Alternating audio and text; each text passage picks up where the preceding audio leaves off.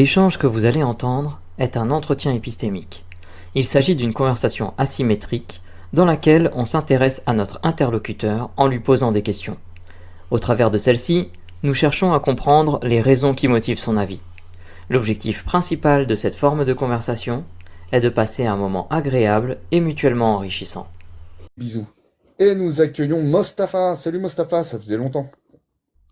Salut Russell, bonsoir à tous. J'espère que vous allez bien. On va, bon, enfin en tout cas, me concernant, je vais plutôt très bien et toi? Moi aussi, ça va, par la grâce de Dieu. Bon. Du coup, tu es intéressé par cette histoire de projet ARP. Pardon, est-ce que tu peux répéter, s'il te plaît? Ah, excuse-moi. Je disais, du coup, tu sembles être intéressé par cette histoire du projet ARP. Pour ne rien te cacher, quand je suis rentré dans le live il y a peut-être 30 minutes, c'est la première fois où j'entends parler du projet A, honnêtement. Ah bon? Ah, Et je suis allé, enfin, j'ai jamais entendu parler du projet A. Ok. Donc, t'as aucune connaissance sur ce projet? Si, j'ai fait une petite recherche là tout de suite sur Google. On me dit que c'est un projet américain piloté par l'université d'Alaska pour étudier l'ionosphère, pour améliorer Mhm. les télécommunications, etc. L'ionosphère qui est très important pour l'émission et la réflexion de certaines ondes, donc pour favoriser les communications de longue distance. Hmm. Mais tout ça, c'est du pipeau. Tout ça, c'est Alors, du pipeau. d'accord. Il y a C'est-à-dire, ni excuse-moi pour... projet, il y a ni projet de télécommunication, ni quoi que ce soit. C'est une grande machine complotiste. D'accord. Alors, Et comme aujourd'hui, c'est le jour de vérité, je dirais que vous, cette bande d'épistémiques, vous êtes à la solde de ces complotistes pour justement mhm. véhiculer des théories anticomplotistes et pour nous faire avaler la pilule. Ok. C'est eux qui vous Donc, financent. C'est d'accord. eux qui vous Donc, financent. si je comprends bien pour toi, le projet ARP, tu connaissais pas avant de venir sur live et tu t'es un peu renseigné que c'était un projet américain qui servait à étudier et essayer de travailler à partir de la ionosphère pour améliorer les communications. Mais c'est du pipeau, ça reste du pipeau. Et ah bon, après, tu considères que nous, on fait exprès pour endormir les gens autour de ce projet. Abs- Ce que j'ai pas, Absolument. ce que, ce que j'ai pas compris, c'est le projet ARP, c'est du pipeau ou les théories divergentes de ce Non, projet en sont fait, du non, en pipeau. fait, non, en fait, le projet ARP existe bien. Il y a bien des Mhm. antennes, mais c'est pour contrôler le climat. Pourquoi contrôler le climat? Pour contrôler les humains. C'est un projet, on prépare, enfin, on prépare il y a toute une programmation d'élimination euh, de l'humanité. Pas élimination complète, on parle pas d'annihilation, mais selon les théories malthusiennes, on est trop nombreux à vivre sur Terre. Donc il y a un programme de redimensionnement de l'humanité sur Terre et le projet ARP en est le fer de lance. Et vous, vous êtes à leur solde. On est à la solde du projet ARP, c'est ça? En fait, des gens qui financent le projet ARP. Moi, tu sais, moi j'ai tracé les financements et, et je sais que John, Mel, toi, toute la bande, quoi. Donc Ouais. vous êtes deux choses l'une. Soit que vous me rétrocédez une part et je vous couvre, soit je vais vous dénoncer. Alors, je te promets une chose. Oui. Dès que je touche le chèque Mhm. sur la désinformation du projet ARP par les personnes qui veulent contrôler le climat pour réduire la population sur Terre, je te promets, je te donnerai 2%. Bah, je serais millionnaire alors en dollars avec les 2%. Ah, tu sais, je suis pas très fort en maths, Mais 2% de zéro, je sais pas combien ça fait. Ah, pour toi, c'est zéro. Pour moi, je connais les chiffres. Hein. Je suis un Alors, financier, je connais les chiffres. Mais tu sais ce je qui te, m'a je fait te, monter? Tu sais ce qui m'a fait monter, attends, je te fais Hussein? le virement tout de suite ou pas? Ah non, non, il faut que je te donne les coordonnées bancaires pour que tu puisses établir le Hein, SWIFT et que tu me donnes la photocopie du SWIFT, comme ça je le retrace derrière. Tu sais qu'est-ce qui m'a fait monter? C'est une question que tu as dis-moi. posée à Nono. Ah, je t'entends plus, Mustapha. Je Tu lui as t'entendais dit, plus. est-ce que... Et là, tu m'entends mieux? Ouais, ouais, je t'entends là. Allô? Ouais, ouais, Quand je tu lui as t'entends. dit, Tu m'entends? est-ce que c'est un projet où une superpuissance pourrait contrôler le climat? Et là, je te jure, j'ai été plié de rire. Ouais. J'ai écrit sur le chat, c'est comme si on va demander à une fourmi de soulever 1 million de tonnes. Mhm. Qui est la puissance aujourd'hui qui peut contrôler le climat? Parfois, on prête aux États-Unis, aux puissances occidentales ou aux puissances chinoises. Les choses, ils sont pas à des années-lumière, peut-être probablement jamais ils atteindront. Parce que le climat, c'est quelque chose de très, très important. Il y a une variabilité extraordinaire. Qui aujourd'hui peut contrôler le climat? Donc, ces théories complotistes, à la base, c'est des... Et par contre, juste après, j'ai fait une réflexion. Et j'ai essayé un peu de me mettre dans la tête des complotistes. Et la vérité, j'ai eu de la compassion. Pourquoi? Parce qu'en fait, par le passé, l'humanité avait très peu de connaissances. Et donc, tu sais que nous autres humains, on a horreur de ne pas savoir. On est une machine à se poser des questions, mais on n'a pas beaucoup de réponses parce que le réel ne s'apprête pas, ne se dévoile pas facilement. Et donc, on a eu les mages, la sorcellerie, plein de trucs pour expliquer les phénomènes qu'on ne comprenait pas. Mais aujourd'hui, on a commencé à avoir de la science. Mais cette science aussi est très dure. Expliquer les phénomènes avec les champs quantiques, donc les pauvres, soit qu'il n'y a pas de connaissances et c'est dur, soit qu'ils ont de la connaissance et c'est dur. Donc, quelque part, enfin, moi, si vous avez une place, je pourrais aussi rentrer dans ces trucs anti-complotistes, quoi. Mais tu vois, c'est marrant parce que t'as abordé ça et c'est intéressant parce que tu parles de science et de connaissance. Euh, si j'ai bien compris, pour toi, aucune puissance humaine ne peut actuellement ou ne pourra jamais peut-être contrôler le climat, c'est bien ça? Si on contrôle le climat, on peut contrôler l'univers. Ah bon? Ouais, je pense. Et ça, tu penses à... Parce que le climat, c'est un microcosme. C'est un microcosme de l'univers, en fait. Si on arrive à percer les secrets du climat, pourquoi? Avec le climat, c'est le sujet par excellence de la multivariabilité. Tu as l'être humain et le climat. Tu vois, Hmm. il y a trop de variables Mhm. et puis ces variables, on sait même pas combien il y a. On ne sait pas Mhm. quelles sont leurs déterminations et encore moins les interrelations entre elles. Donc Hmm. on est dans la quintessence de la complexité, tu vois. Et je À- pense à- que puisque c'est un microcosme de l'univers, si on arrive à percer cette variabilité, on arrivera à percer la variabilité de l'univers, quoi. On pourra, on pourra utiliser des trous de verre pour voyager sur des distances d'1 milliard d'années-lumière instantanément. On pourra faire plein de trucs. ok. Et à quel point tu penses, parce que là j'ai deux pistes qui sont intéressantes, mais j'hésite entre la corrélation avec le contrôle du climat et le contrôle de l'univers, mais je vais rester peut-être sur l'idée première si ça te dérange pas. À quel point tu penses que l'humain ne sera pas capable de contrôler à un moment donné ou d'agir sur le climat au niveau de la Terre sur une échelle de 0 à 10. 0, les humains ne pourront jamais contrôler ou influencer le climat. 5, bah, un peu des deux. Et 10, c'est sûr et certain, on peut y arriver et on y est peut-être même déjà en train d'y arriver. Tu te situeras à combien?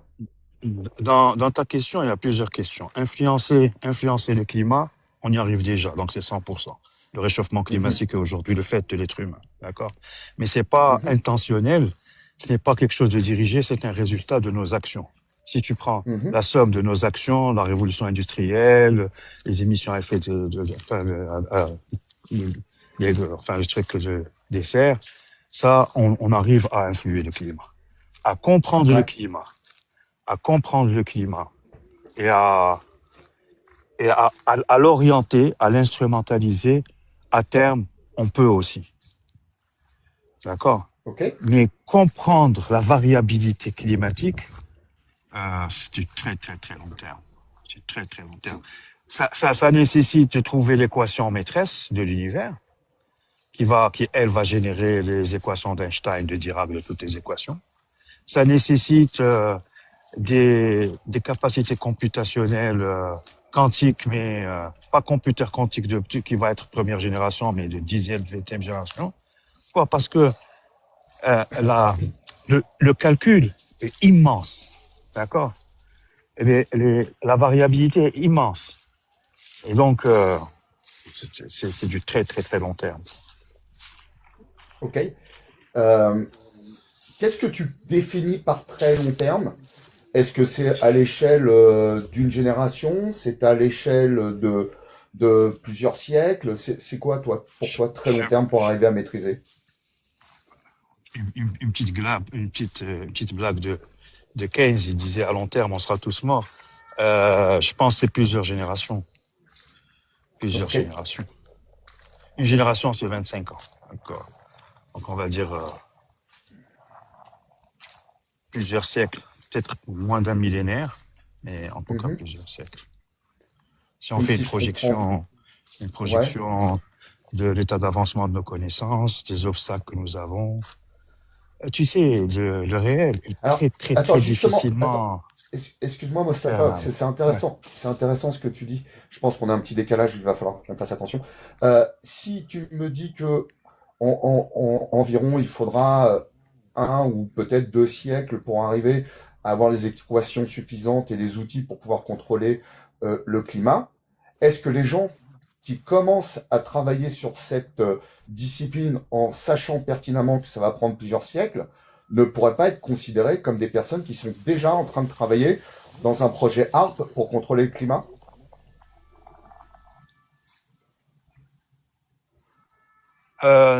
Non. Pourquoi? Parce que le projet A fait partie de la science appliquée. Or, ce dont nous parlons, c'est la science fondamentale. Le projet A, aujourd'hui, nous avons déjà des équations de la science fondamentale et des ingénieurs essayent de trouver des applications mais on utilise toujours les mêmes équations. Alors que le sujet dont on discute, c'est véritablement une refondation de notre mathématique, de notre physique, parce que bon, ça fait pratiquement plus d'un siècle que nous faisons du surplace. On a deux théories physiques avec une formalisation mathématique, mais on n'arrive pas à les unifier. On n'arrive pas surtout à, à être encore plus fondamental. Parce que Mhm. bon, ce qu'on a fait, c'est déjà extraordinaire. On a atteint plusieurs strates du réel, mais là, à partir des particules élémentaires, en bug, particules élémentaires, champ quantique, c'est là il y a aujourd'hui des théories spéculatives, mais rien de concret. Et c'est ça aujourd'hui qui fait. Donc tu as ce problème-là d'avancer des sciences fondamentales, une autre stratification, et tu as aussi des capacités computationnelles. Mhm. Tu vois, Mhm. aujourd'hui on a des ordinateurs qui ont une capacité de calcul. Avec l'ordinateur quantique, on va vraiment exploser les calculs, mais ça reste encore très faible par rapport à la computation nécessaire pour euh, pour faire des simulations, euh, on va dire quasi réelles, quoi. Mostafa, Oui. si demain, on va dire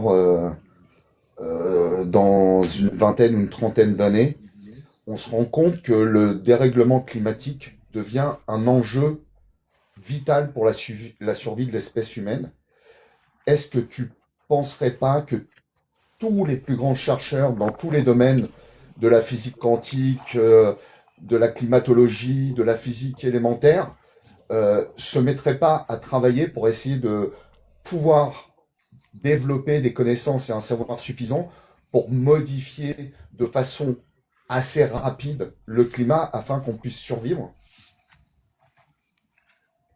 Tu sais, la communauté des physiciens et des mathématiciens qui travaillent sur ce projet, pratiquement tout le monde, depuis un siècle, est orienté. C'est pas une problématique d'attention ou de manque de moyens, non. Il nous faut un nouveau Einstein, il nous faut un nouveau Newton, tu vois. Parce que Newton, Mhm. qu'est-ce qu'il a fait?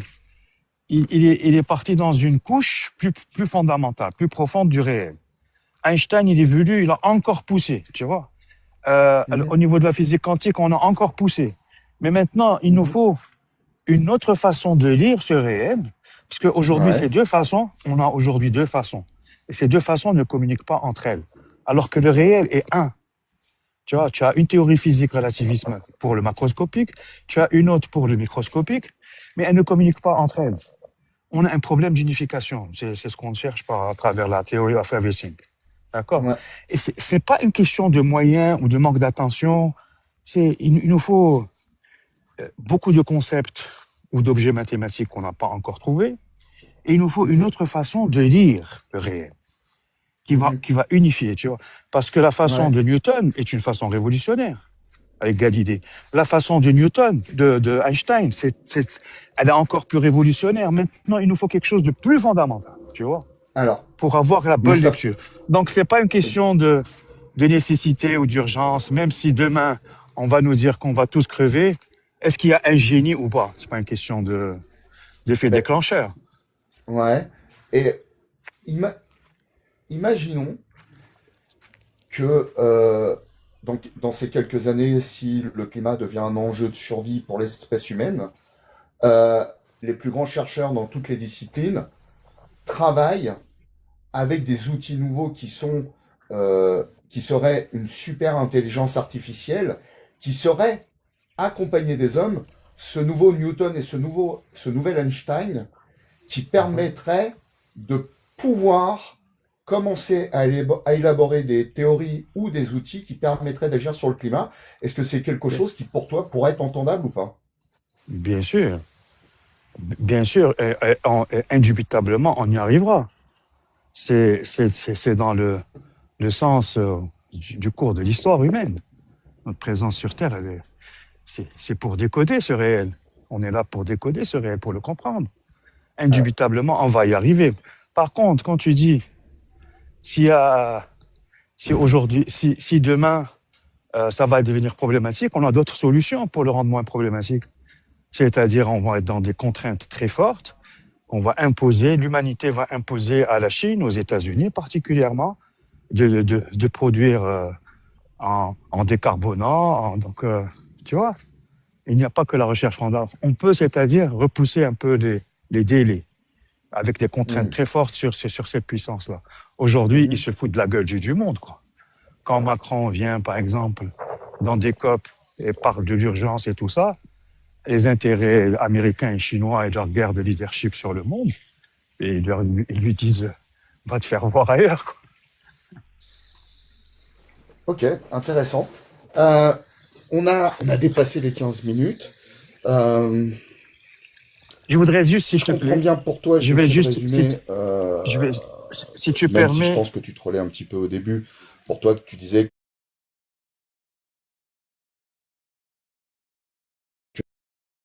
que c'était un peu du pipeau, euh, que on ne pouvait pas vraiment agir sur le climat, en tout cas, ça prendrait trop de temps. Néanmoins, si on considère que ça devient un enjeu majeur pour la survie de la population, il y aura deux axes pour essayer d'améliorer les choses, qui sera l'axe de l'intervention humaine sur son environnement local, mais aussi peut-être la possibilité d'avoir l'émergence d'un futur super Einstein via l'IA quantique et l'IA normale, greffer à l'ensemble des chercheurs mondiaux pour essayer d'avoir enfin un outil qui nous permettrait d'agir directement sur le climat pour peut-être sauver l'espèce humaine. Est-ce que j'ai un peu résumé notre discussion ou est-ce que... Oui, je vais juste ajouter juste un petit truc. C'est que, alors, pour le réchauffement climatique ou pour le changement climatique, il y a deux thèses. Soit que c'est l'effet de l'être humain, avec sa façon de consommer l'énergie aujourd'hui, de produire de l'énergie, soit c'est quelque chose de cyclique qu'a de tout temps connu la Terre. Il y a des cycles de réchauffement et de refroidissement. Dans le cas où ça serait de sources humaines, ça, on n'a pas besoin parce qu'on disait tout à l'heure, il y a des trouvailles scientifiques qui sont beaucoup plus accessibles. C'est de trouver une forme énergétique qui ne produit pas du dioxyde de carbone. Par exemple, je ne sais pas moi, trouver de l'énergie à partir de l'air avec un procédé qui soit économiquement rentable. On ne manque pas d'oxygène. Donc avec l'oxygène ou avec l'hydrogène, on pourra trouver une forme énergétique qui n'est pas polluante et là, le climat reviendra comme il était.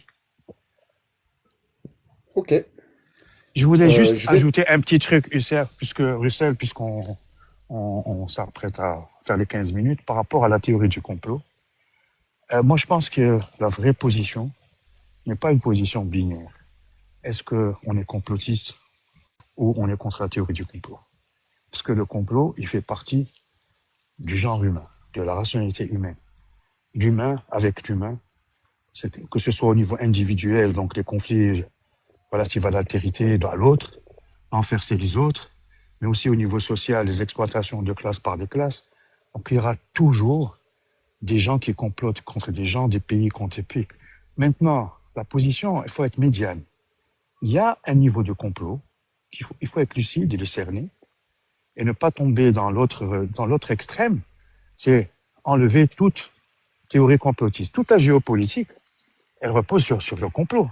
Comment comploter? Tu vois? Donc, il y a une position médiane.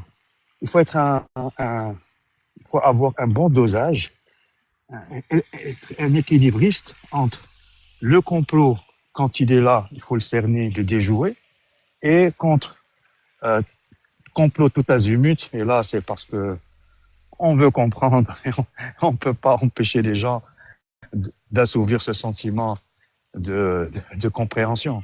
Parce que c'est très difficile aujourd'hui de comprendre. Très, très difficile. Alors, je vais te poser tout de suite ma petite question à emporter pour toi, même si j'imagine que tu auras sûrement la réponse, mais c'est pas la peine d'y répondre tout de suite parce que je la pose à toi, mais aussi à tout le monde dans le chat. Mostafa, quelle différence fais-tu entre comploteur et complotiste?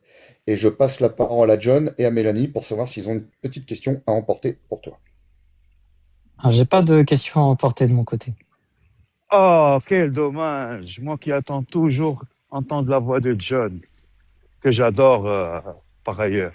Désolé, j'ai pas de questions acerbe. aujourd'hui. Il est acerbe, John.